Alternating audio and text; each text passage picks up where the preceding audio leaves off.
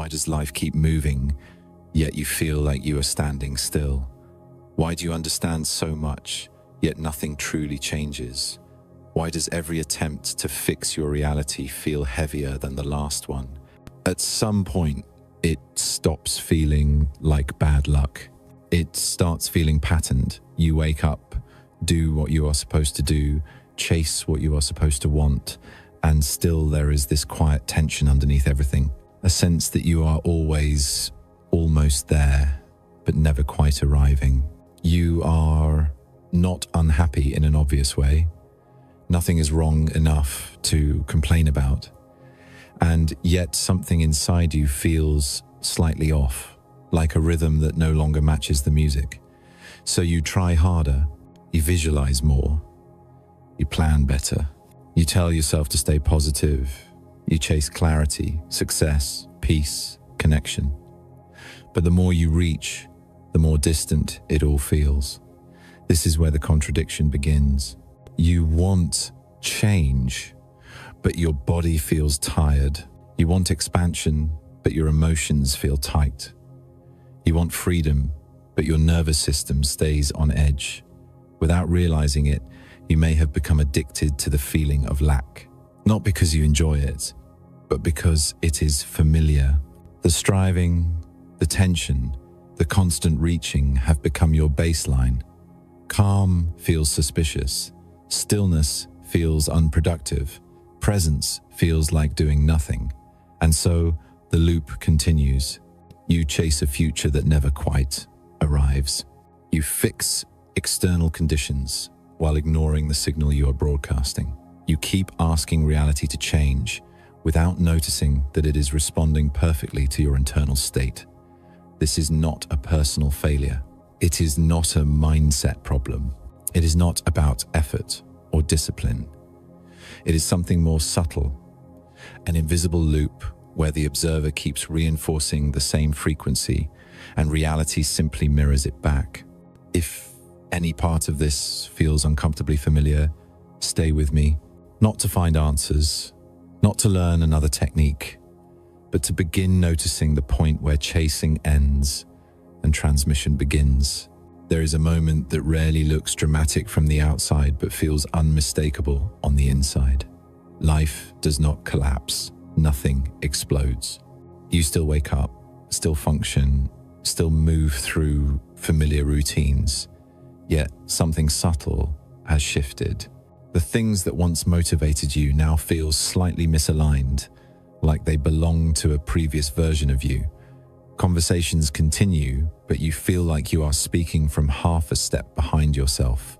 Goals remain written down, but they no longer pull you forward with the same gravity. It feels as if you are living inside a reality that still works, yet no longer fits. This is not confusion. It is not burnout in the usual sense. It is a quiet recognition that the rhythm you have been following no longer matches your internal tempo. You begin to notice small signs, moments where silence feels louder than noise, situations where reacting feels heavier than staying still, achievements that arrive but do not land. You may tell yourself that you just need rest or clarity or a new direction, but none of those explanations fully settle the feeling. It is as if something unseen is pressing gently from the inside, asking for space, asking for alignment, asking you to slow down enough to notice it. This is what many people experience just before a shift, though they rarely name it. An invisible threshold where effort stops producing momentum and awareness starts becoming more important than action. You did not choose this moment. It arrived on its own timing.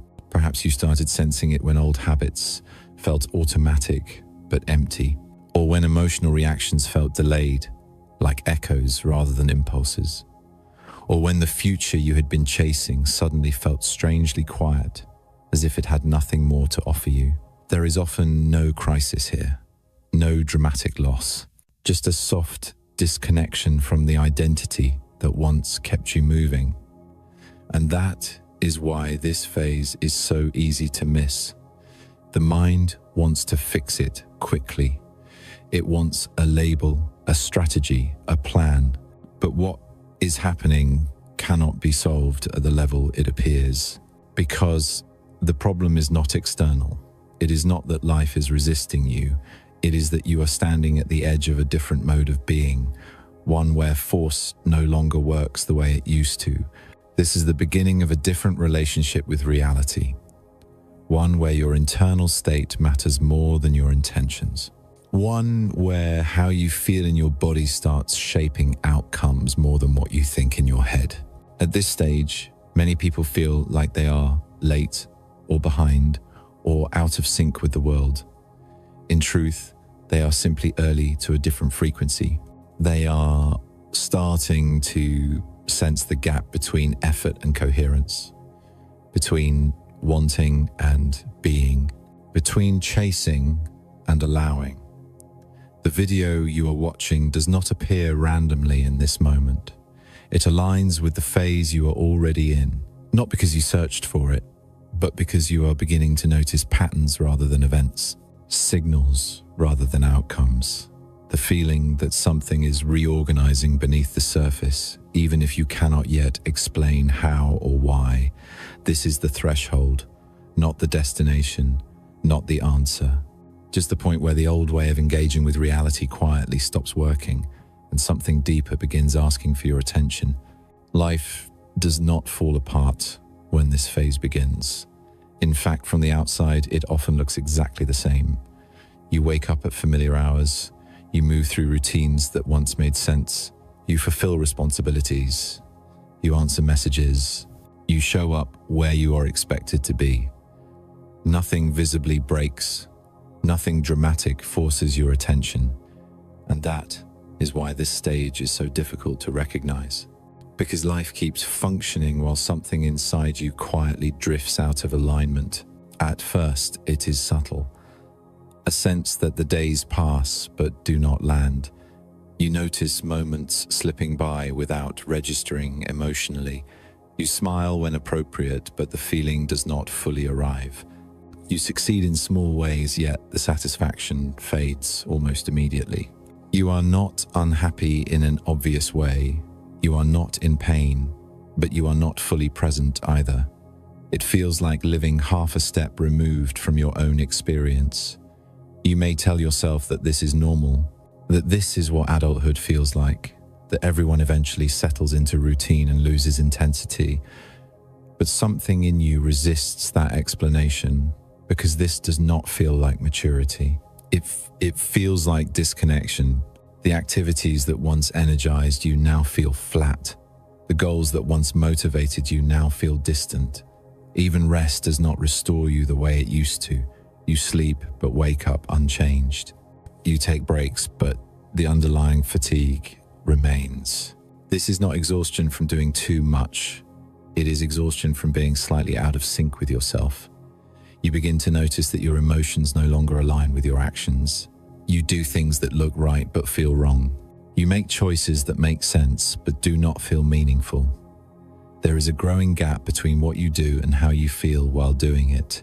And because nothing is visibly wrong, you keep going. You assume the feeling will pass. You distract yourself. You add new inputs, new plans, new stimulation, but none of it quite reaches you. The joy you used to feel now arrives in smaller doses and leaves faster. What once felt fulfilling now feels insufficient, and you do not know why. This creates confusion because you cannot name the problem. There is no clear dissatisfaction to point to, no single area of life that explains the emptiness. Everything is fine, and yet you are not. You may begin to feel guilty for this, guilty for not appreciating what you have, guilty for wanting something you cannot define. You tell yourself you should be grateful. You tell yourself others have it worse. But guilt does not restore alignment. It only deepens the split. You start noticing that your reactions feel delayed. Things that should excite you barely register. Things that should upset you linger longer than expected. Your emotional responses no longer match the moment. It feels as if your inner timing has shifted while the world continues at the same pace. Conversations feel rehearsed. Interactions feel performative. You know what to say, but it does not feel connected to what you feel. You are present physically, but absent internally. And because you are still functioning, you do not stop. You push through. You normalize the numbness. But the numbness is not total. It is selective. It appears mostly in places where you once felt most alive. This is what makes it unsettling. You begin to sense that something essential is missing, not externally but internally. A sense of resonance, of being moved by your own life. You may start questioning small things. Why does this not feel the way it used to? Why do I feel distant from things I once cared about?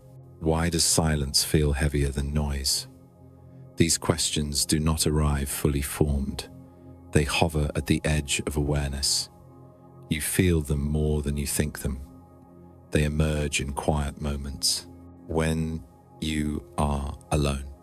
When you pause briefly before the next task. When you catch yourself staring without thinking. These are not questions the mind wants to ask. They do not have clear answers, and so you ignore them. You fill the space. You stay busy. You consume content. You plan the next step. But the feeling returns, always quietly, always patiently. You may notice that you feel more comfortable observing than participating, watching your life instead of inhabiting it.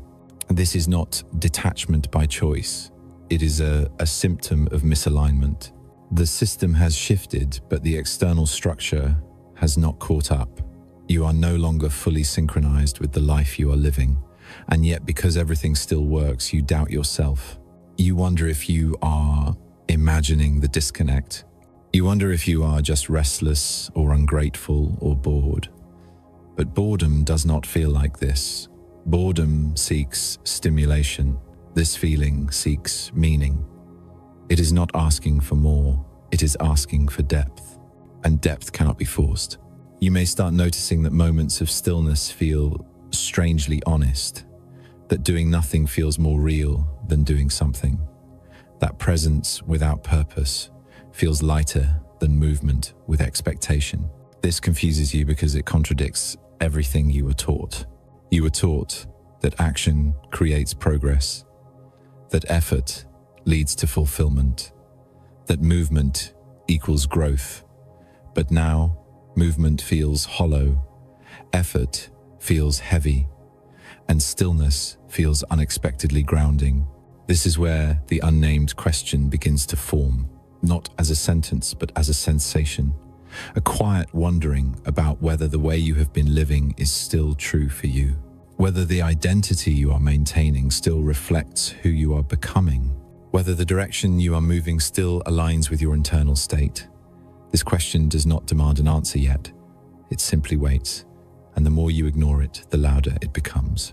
Not through noise, but through absence, through the absence of joy, through the absence of engagement, through the absence of resonance. This is not a breakdown. It is not a failure. It is a signal, a sign that the internal system is beginning to decouple from an external pattern that no longer fits. Life continues to operate. You continue to function. But the internal alignment that once made it feel alive has loosened. This is the beginning of awareness, not awakening, not transformation, just awareness. The moment you start noticing that something is off without knowing what it is, the moment you realize that you are not unhappy, but you are not whole, the moment when everything is still fine, and yet you are quietly no longer okay. The resistance does not arrive as a shock. It does not come as a crisis or a moment that forces you to stop. It arrives quietly, almost politely, like a backward pull you only notice after you have already taken a few steps forward. You begin to feel tired, not because you are doing too much, but because every movement now seems to require more energy than it used to. Tasks that once felt neutral start to feel heavy. Changes you believed would free you somehow create more tension instead. The harder you try to adjust, the more it feels like you are moving against an unseen current. This is where the old ego begins to react, not by attacking openly, but by offering very reasonable explanations for why you should turn back. It reminds you of what used to work. It brings up the comfort of familiarity. It whispers that maybe you are overthinking things, that everyone feels this way, that this sense of misalignment will pass if you just stay consistent. And because this voice sounds like logic, you trust it. You continue maintaining old habits while attempting to change internally, and that contradiction becomes the source of strain. One part of you wants to expand, while another part is afraid of losing the foundation that once kept you stable. The ego does not care about truth or growth. It cares about what is familiar. It was built to keep you safe in a world that once felt unpredictable. Anything that threatens that structure is interpreted as danger, even if it carries freedom. You may notice this through very small reactions, a fleeting thought that now is not the right time, a vague anxiety with no clear cause, a desire to return to old rhythms even though they no longer nourish you. This is not failure. This is a protection system activating. The problem is that this system is programmed from the past, not from the present. Each time you move closer to a new state, the ego tightens its grip. It causes you to doubt your intuition. It pushes you to compare yourself to others.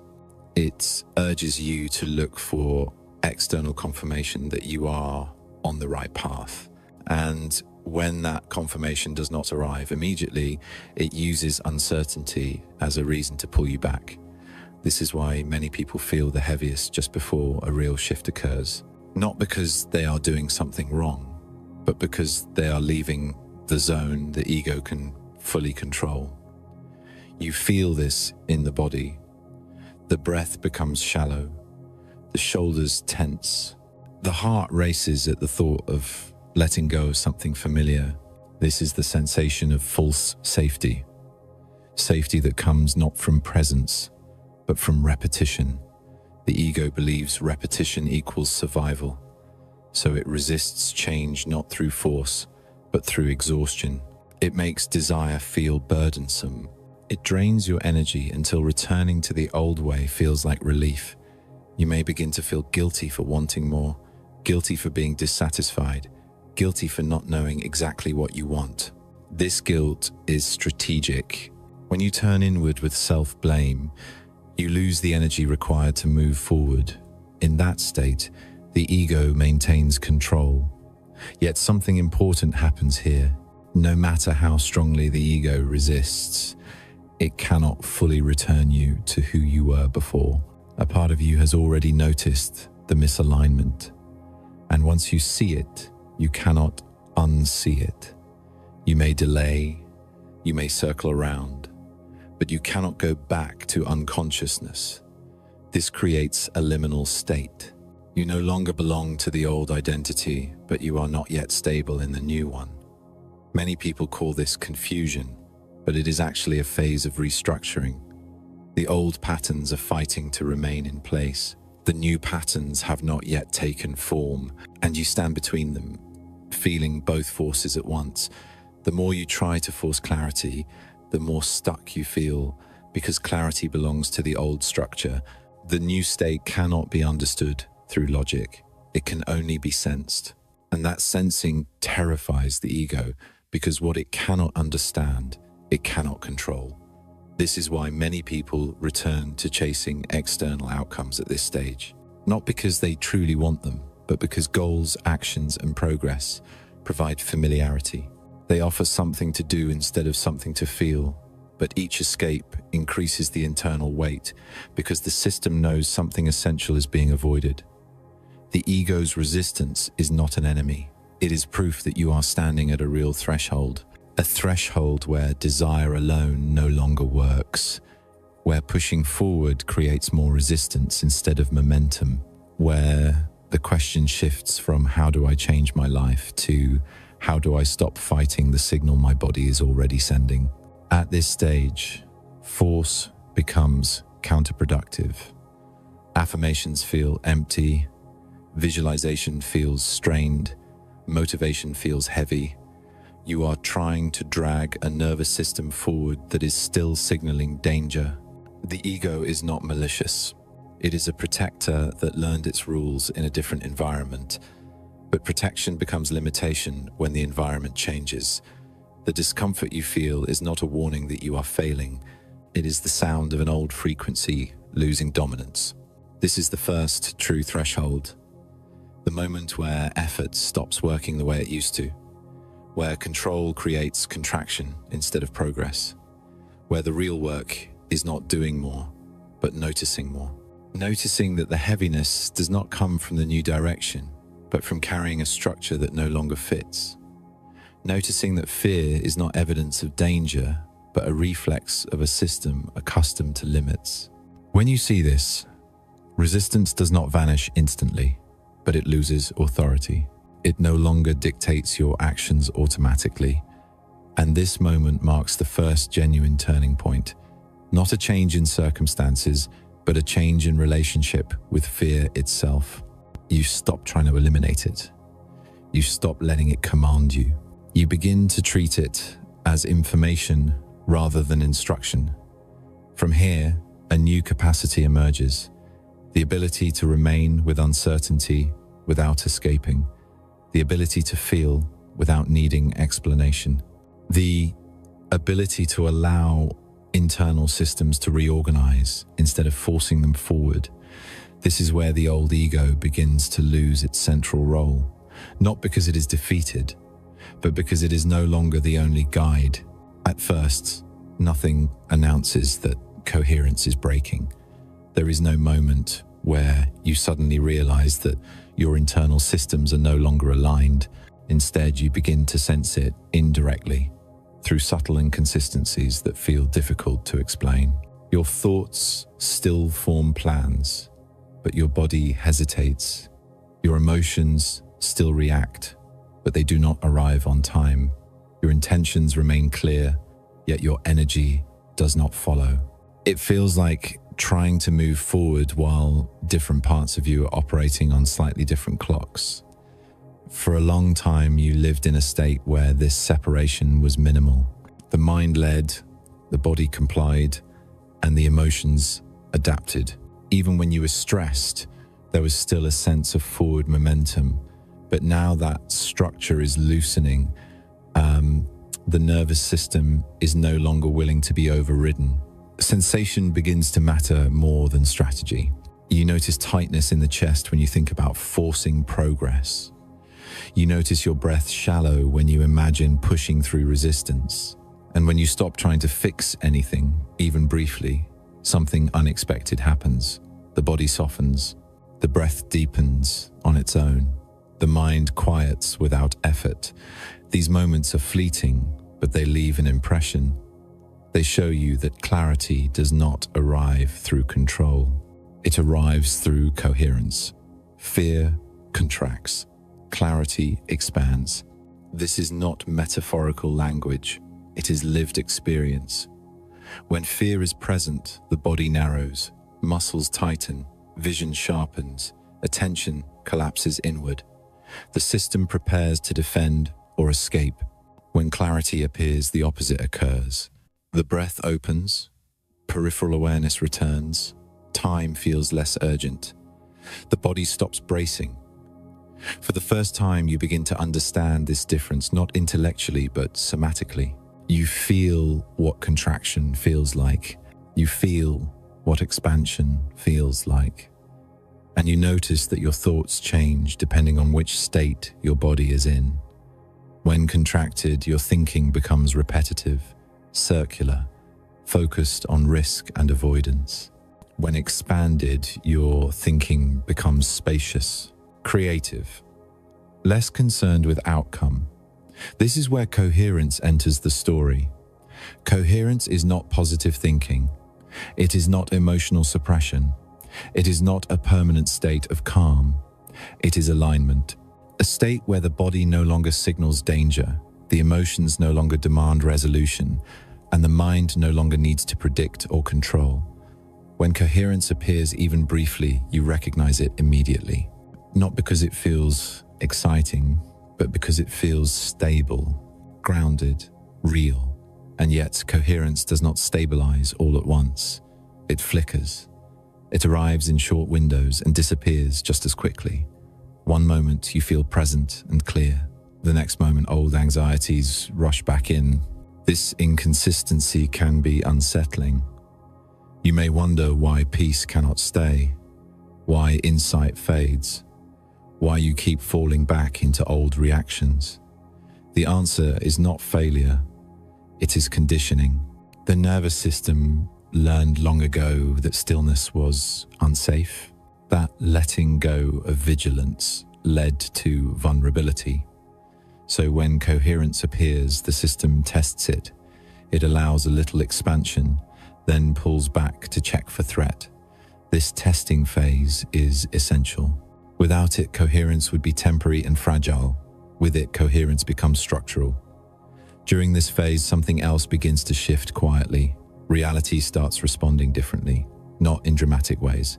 In subtle ones, conversations resolve themselves without effort. Conflicts lose intensity. Situations that once triggered anxiety now pass without reaction. You do not try to change these outcomes. You barely notice them at first, but they accumulate, and slowly you realize that the external world feels less resistant. This is where the observer effect stops being an abstract concept and becomes personal.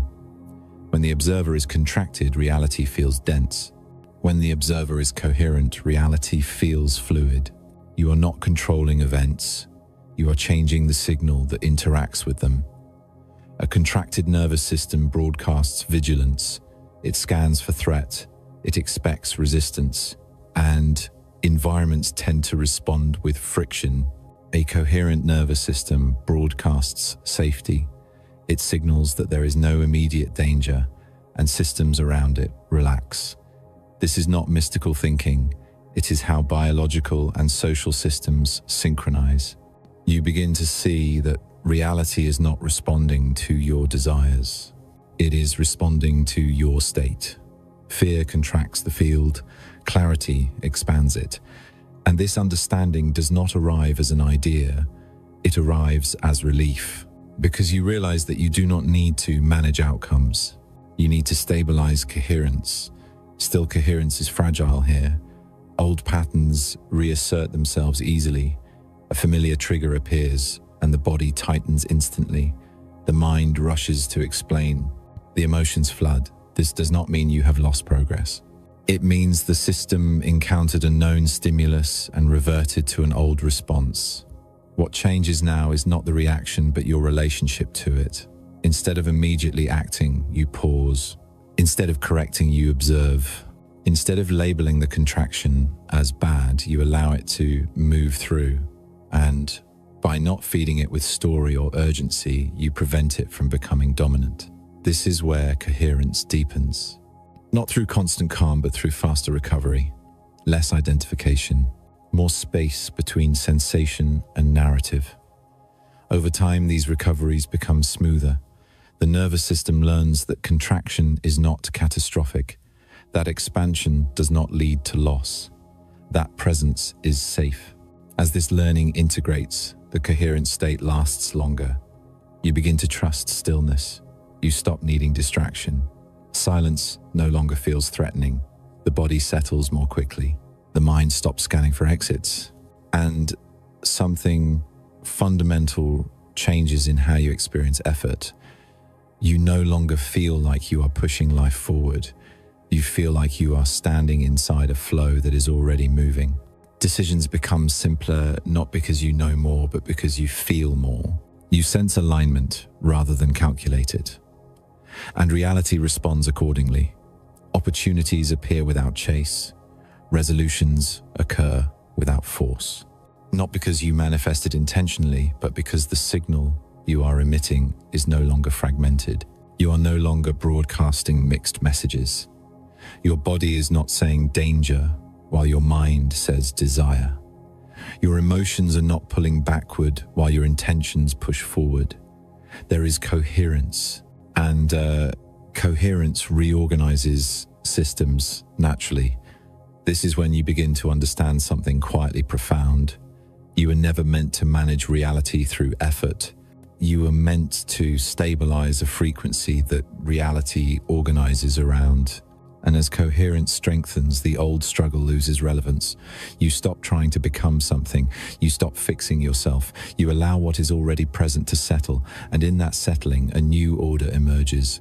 Not forced, not chased, simply aligned. The collapse does not feel like destruction at first. It feels like fading. Things do not shatter. They lose gravity. What once pulled you forward now barely moves you. What once demanded your attention now feels distant, almost neutral. This is the moment many people misunderstand.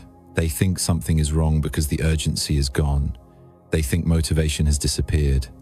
They think they have lost direction. But what is actually happening is simpler and deeper.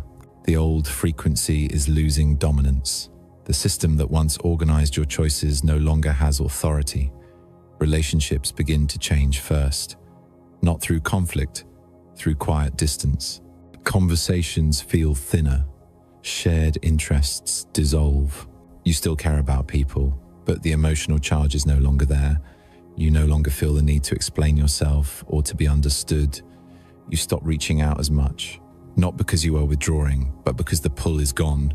You notice that certain connections only existed through shared struggle, shared striving, shared identity. And when that identity weakens, the bond loosens. This can feel unsettling. You may wonder if you are becoming cold or detached. But what is actually happening is that you are no longer resonating at the same frequency. Resonance requires shared internal states. When your state changes, the field reorganizes. Some relationships fall out of phase naturally. They do not end dramatically. They simply stop activating you. This is one of the clearest signs that there is no return to the old pattern. You cannot force resonance, and you cannot fake alignment without feeling it in your body. Goals are next.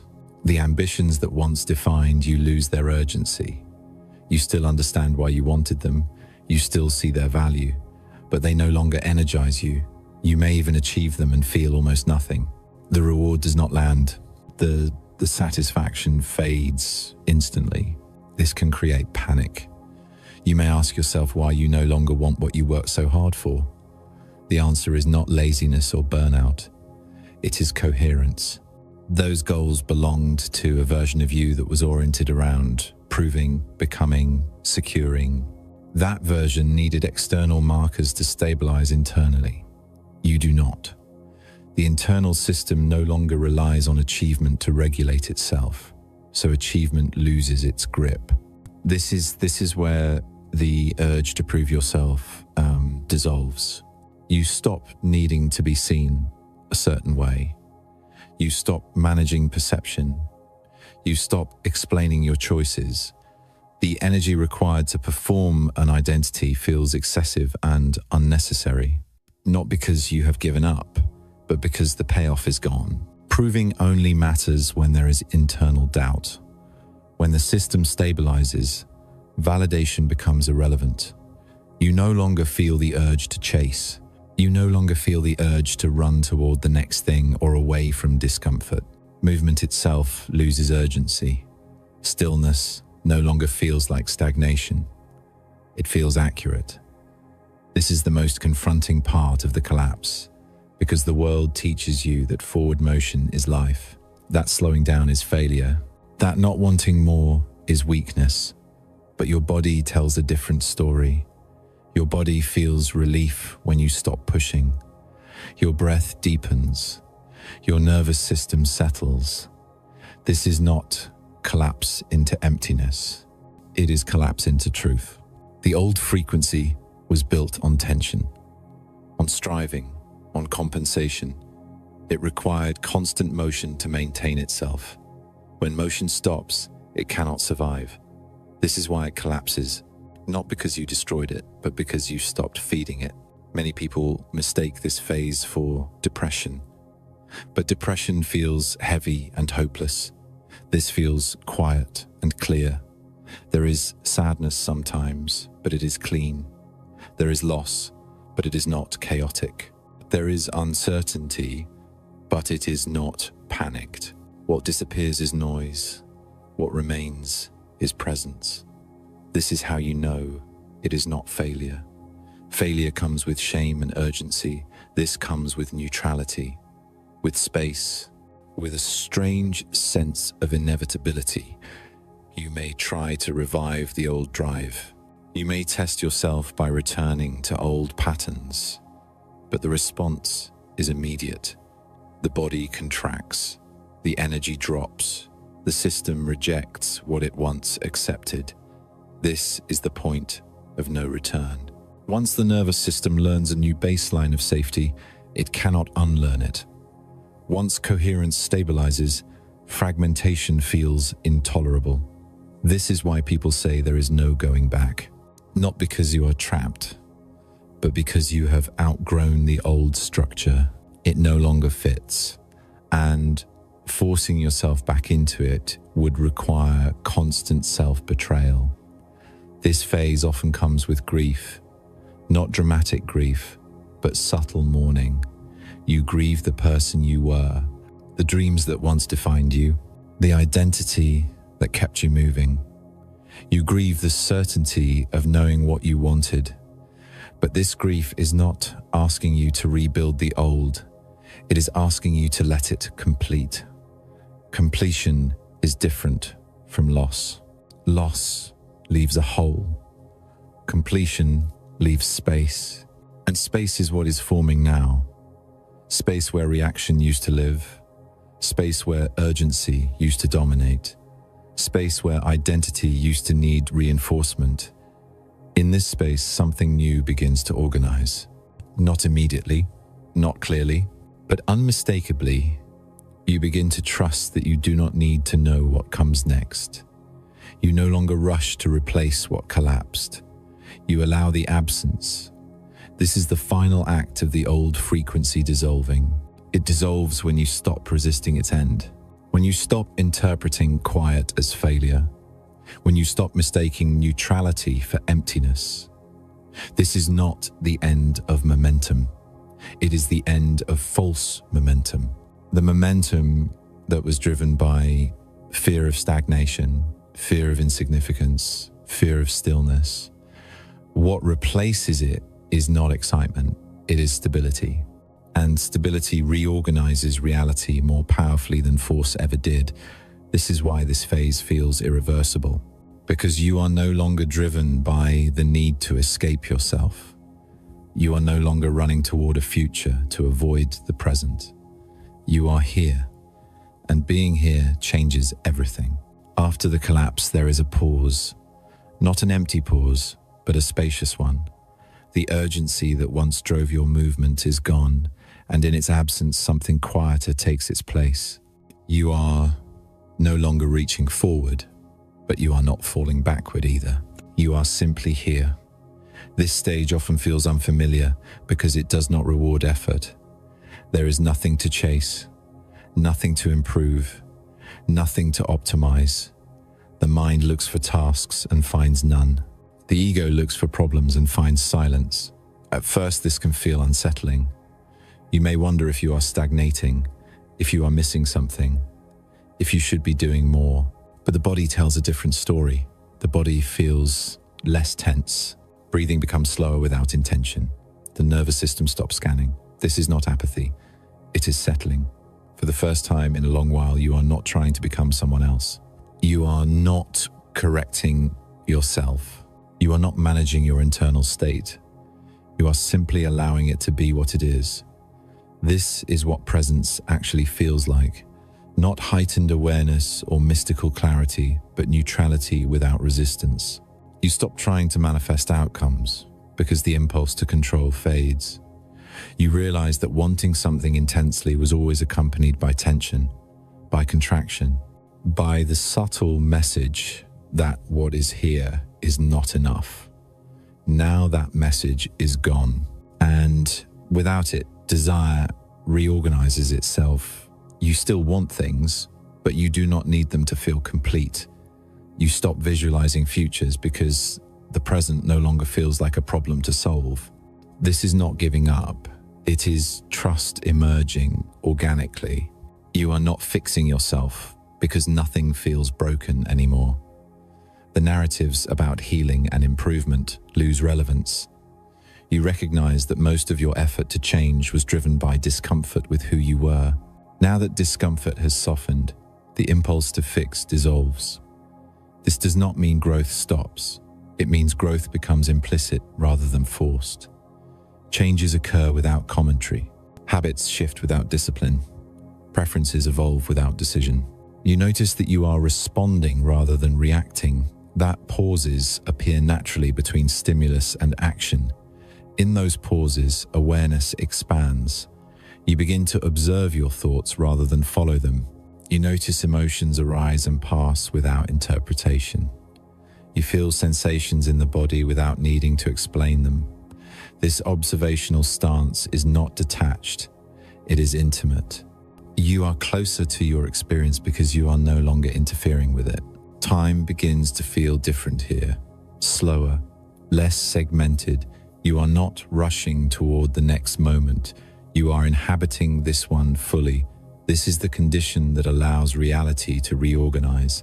Not because you are asking it to, but because you are no longer distorting it through resistance. Systems respond to stability. When your internal state stabilizes, the external environment adjusts accordingly. This happens quietly. You may notice fewer obstacles, less friction. Situations resolve themselves without effort.